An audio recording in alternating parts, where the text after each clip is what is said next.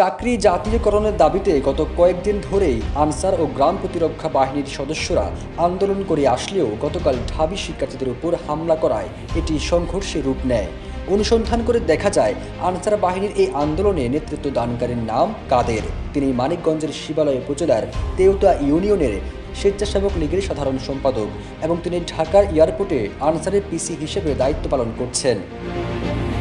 এদিকে অনলাইনে ছড়িয়ে পড়া একটি ভিডিওতে দেখা যায়, সচিবালয়ের ভেতরে ঢুকে পড়া আনসারদের নেতৃত্ব দিয়ে দাবি আদায়ের লক্ষ্যে বক্তব্য দিচ্ছেন কাদের। 250-টিরও বেশি ডিজাইন অপশন নিয়ে ওয়ালটন স্মার্ট ফ্রিজ, বোঝে আপনার প্রয়োজন। সচিবালয়ের ভেতরে বক্তব্য দেওয়া ওই ব্যক্তি যে আনসার সদস্য কাদের, সেটি স্থানীয় ইউপি সদস্য দেলোয়ার হোসেন ও প্রতিবেশী শফিউদ্দিন বিশ্বাস নিশ্চিত করেছেন। গণমাধ্যমকে শফিউদ্দিন বিশ্বাস বলেন, কাদের আনসারে চাকরিও করছেন, আবার ইউনিয়ন স্বেচ্ছাসেবক লীগের সাধারণ সম্পাদকের দায়িত্ব পালন করছেন। ইউনিয়নে বিভিন্ন সময় ভিন্ন মতের লোকজনদের নানাভাবে হয়রানিও করছেন এই কাদের।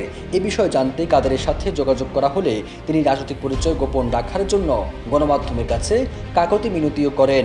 ফিরোজ আলম, যাই দিন।